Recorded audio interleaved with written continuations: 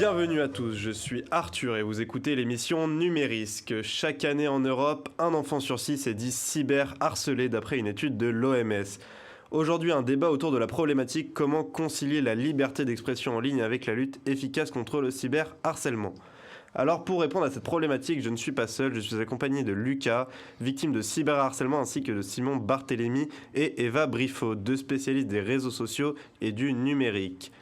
On va donc commencer par le témoignage de Lucas si vous le voulez bien. Alors aujourd'hui, comment ressentez-vous ce harcèlement et vous êtes-vous remis de ce traumatisme ? Alors oui, aujourd'hui cette histoire est derrière moi et j'en parle à présent sans difficulté. Les agresseurs ont été retrouvés et une sévère amende a été redistribuée. De plus, il faut savoir que toute forme d'harcèlement sont très sévèrement punies et pour la création de faux comptes, ça peut aller jusqu'à 3 ans d'emprisonnement et 45 000 € d'amende. À ce jour, je ne connais plus aucun souci d'agression. C'est une bonne chose que vous ayez laissé tout cela derrière vous. Pouvez-vous nous parler davantage des agressions que vous avez subies ? Bien sûr, pendant mes années au lycée, j'étais quelqu'un de très réservé et les élèves ont commencé à se moquer de moi. Mais j'étais à l'aise sur les réseaux sociaux. Je postais régulièrement des photos, des vidéos sur l'environnement qui m'entoure. Mais un jour, ils ont retrouvé mon compte et ont commencé à poster des commentaires offensants, des discours haineux et des diffusions de rumeurs avec de faux comptes. Et comment avez-vous réussi à retrouver chaque individu derrière ces faux comptes ? Alors j'ai gardé des preuves de leurs messages offensants, je les ai bloqués et signalés, et j'ai porté plainte via les plateformes en ligne.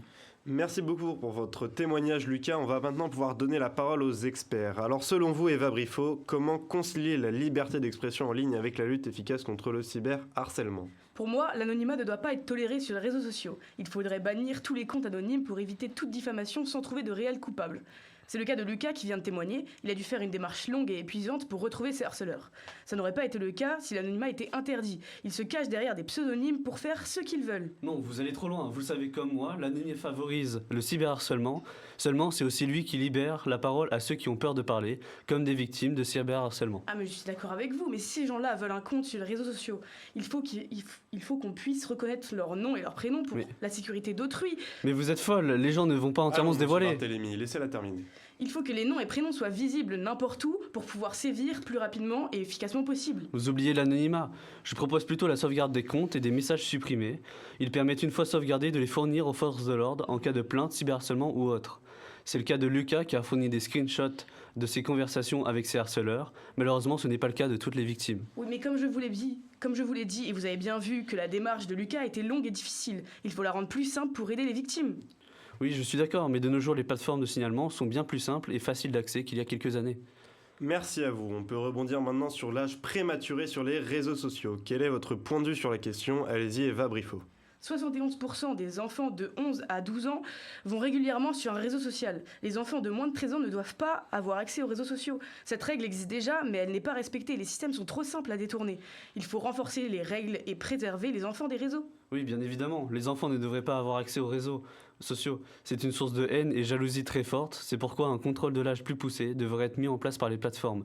Grâce à ça, leur enfance serait plus innocente qu'elle ne l'est aujourd'hui. Selon moi, il faut que les personnes voulant un compte sur les réseaux vérifient leur identité, avec leur carte d'identité par exemple. Cela permettrait de faire une double vérification de leur âge et de leur nom et prénom. Mais n'importe quoi, les cartes d'identité ne devraient pas être en circulation de cette façon.